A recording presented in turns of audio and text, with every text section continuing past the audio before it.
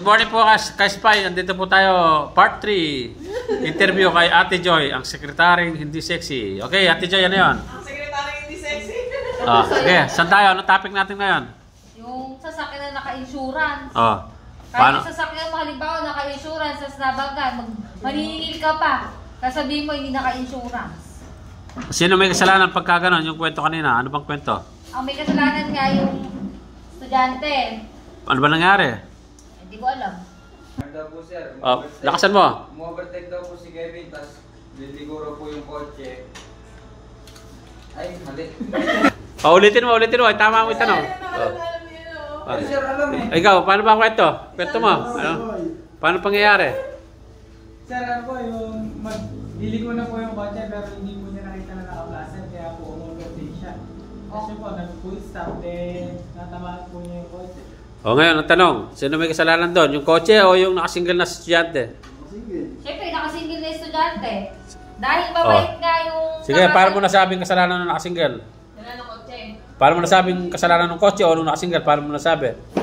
Tawag dito, ano na yung... Kailangan mo siya sa itan ng sir. Okay. Ito. Okay. Okay, sasabihin mo siya muna. Sino may kasalanan? Yung kotse o yung single? Okay, pagtanggol may kotse. Wala naman akong sinasabi. Ang sinasabi ko lang, yung insurance ng kotse, yun yung sinasabi ko. Yung iba kasi kahit na naka-insurance, naniningil pa. Ganon. Hindi, pinag-uusapan, sino may kasalanan? Hindi yun yung concern ko. Sino magbabayad dapat? Yung nakabangga o yung binangga? Ewan ko. Hali ko dyan. Ikaw. Ano sagot nyo doon?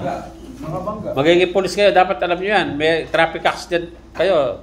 May subject kayong traffic accident. Sino ang dapat mamanagot doon? Sagutin nyo. May kasalanan, ay mali kasi kwento mo. Sumagot ka. Si Marcelo. Sagutin nyo. Si Marcelo ba? Ano, suggestion, ano lang, comment lang kung anong sagot nyo. Anong palagay nyo? Sino may kasalanan? Parehas. Ha? Parehas. Parehas? Si Shane? Parehas po. Parehas? Si Ma'am Jenna, baka may sagot. Ano po, may kasalanan din po yung kotse. Kotse. Ako. Ikaw, ate? Kayo? Ay, di nyo narinig ano? Wala kayong kasalanan, di nyo narinig eh. Ate Joy, so ikaw, suggestion mo, anong komento mo doon? Palagay mo. Siguro parehas na silang may kasalanan. Okay, papaliwanag na Sierra Live yan. Puta yan. Okay, mga ka-spy. Sasagutin natin yung senaryo na kinukwento namin dito, pinag-uusapan namin nila Ate Joy. Sino daw ba ang may kasalanan? Yung kotse daw, pareho silang nasa linya. Yung kotse, tsaka yung motor.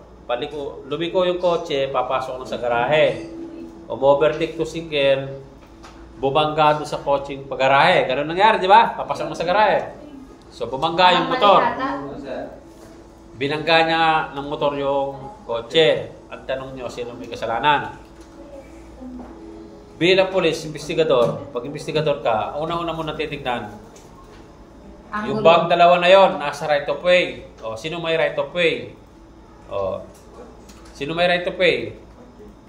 Yung Joy po. Di ba parehas silang nasa linya? Nasa same direction sila.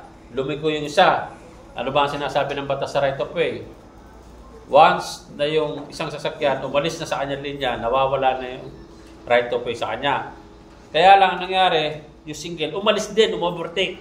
Umalis din sa linya. Kaya wala na siyang right of way. So parehas na silang... sila. Dali! Nawawala na yung right of way. Naka-blaster po yung Okay, ito na nga. Nasa likod si motor, si single, nauna si kotse. So lumigo na siya. Umalis na sa right of way. Umalis din sa right of way. Kasi overtake siya. Ngayon. Ay, ayaw ko dyan. Ang tanong, sino may kasalanan doon? Pagdating sa investigasyon, hindi sasabihin ng pulis na kasalanan ni kotse, na kasalanan ni single. Ang i-establish ng pulis doon, sino ang tinatawag na approximate cause at ang contributory factor. Yun ang tawag doon, may term na gano'n sa investigation. Sa traffic accident investigation, may tinatawag na contributory and approximate cause. Para malaman nyo, yung kotse sa yung contributory. Kasi siya yung nag-cause ng bakit siya nabangga. Ang approximate cause naman, si single kasi siya yung bumangga. O ngayon, paglalabanan naman doon, kung sino yung mas may pananagutan. Pagdating sa litisan, sa usapin litisan, ang mas may pananagutan yung approximate cost. Without due care, lumabas siya, hindi niya na nakikita yung nasa harap niya kasi nasa likod siya. So dapat siya ang may responsibility sa diligence na tinatawag na care. Dapat meron kang foresight, tinitingnan mo yung nasa harap mo. So siya ang nawawalan, siya yung naging may pagkukulang, siya yung mas may malaki ang pagkukulang. So pag tinimbang yun sa korte, pag yun ang statement, at yun ang kwento ng investigador, at yun ang investigasyon, ang lumalabas na at fault ang tawag doon, hindi ang sinasabihin ng korte at fault is yung approximate. Si Kotse is contributory lang. Siya yung nag-contribute bakit nagkaroon ng aksidente, bakit nabangga kasi nandun siya sa pahalang. Hindi siya nakita naman ni motor, kaya at fault siya. So, yun ang sagot doon. Paano sa kulang sa lisensya kotse? Oh, walang pinag-uusapan doon sa lisensya. Pagdating sa legality, hindi porke walang lisensya yung binangga, wala nang pananagutan yung nakabangga. Driving without license is just a violation. Hindi siya nakaka-extinguish ng liability. Hindi nawawala yung pananagutan niya bilang doon sa nabangga, kahit na walang lisensya yung binangga. Hindi pananagutan ng kotse. Sasayawan na lang kita ng Kung forever. wala siyang lisensya, kung wala siyang lisensya, wala na pananagutan yung bumangga. Hindi. Maling perception yun. O, nawa. O, yun ang sagot doon, ha?